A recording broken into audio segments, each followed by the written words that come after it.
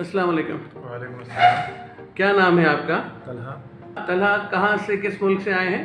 मैं यूएई से आया हूँ। यूएई में कहाँ रहते हैं? अबू धाबी में। अच्छा, आपने मुझे बताया कि इमरजेंसी की वजह से आपको आना पड़ा, छुट्टियां नहीं थी जी जी, क्योंकि तकलीफ और बीमारी इतनी बढ़ गई थी कि आप आ गए थे व्हील चेयर पे। बिल्कुल ऐसा। मुझे आप ज़रा एलेबोरेट करेंगे, ब्रीफ करेंगे कि क्या हुआ था ऐसा, क्या व्हील चेयर पे आ गए थे? एक दिन मैं जानमाज बिछा रहा था, तो बिछाते हुए मेरा जो पोस्टर था वो रॉन्ग था। जी जी। तो उसमें ये हुआ कि ऑल ऑफ सडन इतना सीवियर पेन आ गया कि मैं अल्फाज में बयान नहीं कर सकता। ना खड़े हो पाए ना बिल्कुल बैठ पाए। ठीक है। मैं खड़ा हुआ होता तो बैठ नहीं पा रहा था, बैठ के उठ नहीं पा रहा था, लेट के करवट नहीं ले पा रहा था। इसके अलावा क्या नाम है, मैं हॉस्पिटल गया, वहाँ पे मुझे पेन किलर्स वगैरह, फिर मैं 4 दिन मैंने वहाँ पे अपने वेस्ट किए और 4 दिन के बाद रिजल्ट 0 निकला। कोई अफाका नहीं हुआ।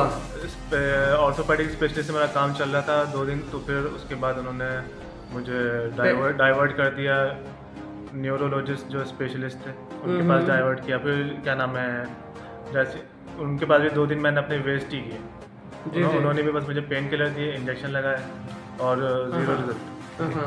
तो आपको मेरे क्लिनिक का पता चला है यूट्यूब से, सोशल मीडिया से? सोशल मीडिया के थ्रू मुझे उसका आपका चैनल है। मैंने तो अभी रीड किया है। आपका एमआरआई क्या कहता है ये बताएं, आपको क्या याद है एमआरआई में क्या है आपके? एमआरआई में L4 L5 में डिस्क बल्ज थी और स्टेनोसिस भी है, गैप रिड्यूस हो गया है और अभी तो गैप रिड्यूस हो गया है काफ़ी हद तक। आपका जॉब क्या है यूएई में? नेचर ऑफ जॉब क्या है? मेरी nature of job is sales की और फील्ड वर्क है। आउटडोर भी है। बहुत ट्रैवलिंग करते हैं? ट्रैवलिंग भी है, प्लस ये कि फील्ड वर्क ज़्यादा है, भागने दौड़ने का काम मेरा बहुत ज़्यादा है। अच्छा, ठीक है।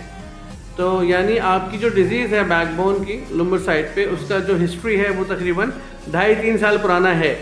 उससे भी पुराना है, उससे लेकिन दर्द एक्स्ट्रा होता है, जिससे कि 2-3 साल बाद, 1 साल बाद कभी सीवियर हो जाता है। हाँ, इस दफ़ा तो हद ही हो गई, इस दफ़ा तो व्हील चेयर पे आ गए। इस दफ़ा तो मैं इतना हो गया था कि व्हील चेयर पे आ गया था और व्हील चेयर पे शर्मिंदगी सी महसूस हो रही थी कि मैं व्हील चेयर। हाँ जाहिर है, बिल्कुल यंग है, जवान आदमी व्हील चेयर पे अजीब लगता तो है।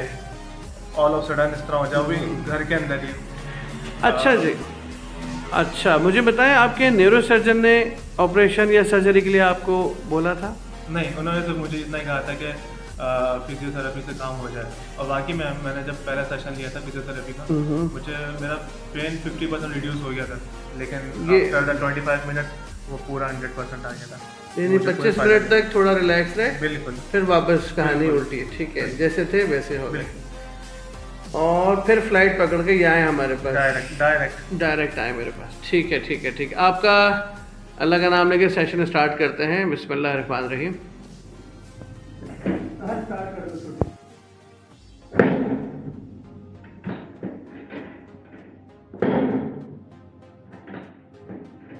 बॉडी लूज रखनी है।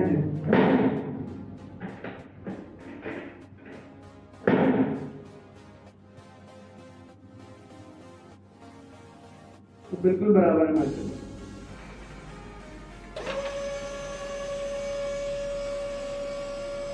जी। थोड़ा बैकबोन को कर्व की ज़रूरत है क्योंकि बिल्कुल ना झुक पा रहे हैं ना कर्व ले पा रहे हैं, बिल्कुल अकड़े में हैं, चल भी नहीं पा रही है। तो हमने इनको हैवलिक्स स्ट्रेचर पे रखा हुआ है अपने पास।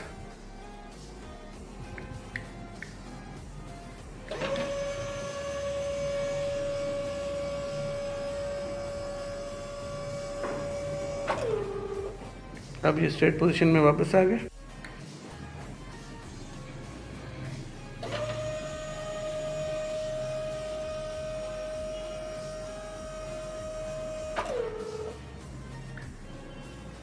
Okay viewers, you can see the curve. इस स्ट्रेचर की वजह से हमने कर्व क्रिएट किया है और इस कर्व के होते होते ही हम कैरोप्रैक्टिक गन यूज़ करेंगे पेशेंट की बॉडी पे। इससे रिजल्ट्स ज़्यादा बेटर हासिल होंगे।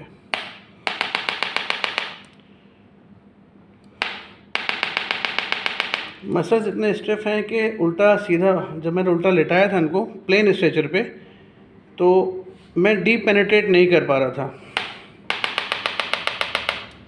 इस वजह से कर्व देने की वजह से लोअर बैक, लोअर साइड पे ज़्यादा बेहतर रिजल्ट्स मिल सकते हैं।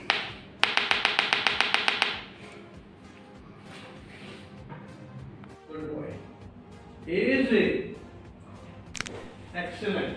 अब उधर घूम जाइए।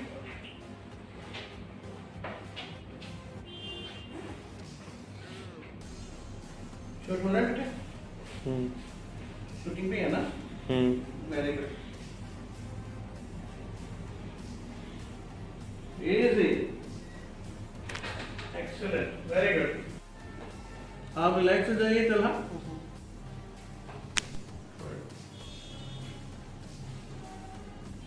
Very good.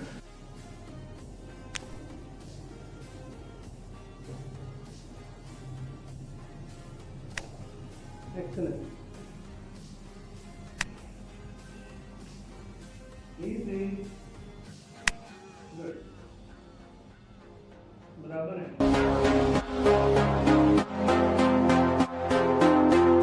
बिल्कुल तेज से चले। हाँ, अब तो कोई दिक्कत नहीं है वॉक में। अल्हम्दुलिल्लाह काफ़ी बेहतर है, बहुत बेहतर है। बिल्कुल फिट महसूस कर रहे हैं। ओके। और जब पहले आप आए थे तो चल भी नहीं पा रहे थे। चल भी नहीं पा रहा है, आगे चल रहा है। एक्सीलेंट। अच्छा, मैं व्यूवर्स के लिए एक क्वेश्चन पूछूंगा कि जब ये कंडीशन हो गई थी आपकी तो कितने दिन व्हीलचेयर पे गुजारे आपने? 4 दिन। 4 दिन। अब तो यकीन भी नहीं आ रहा होगा आपको कि आप इतना इजी चल रहा है माशाल्लाह। मौजा ही लग रहा है बिल्कुल। ओके तलहा मोहम्मद आसिफ, ठीक है, आपका सेशन कंप्लीट हो गया।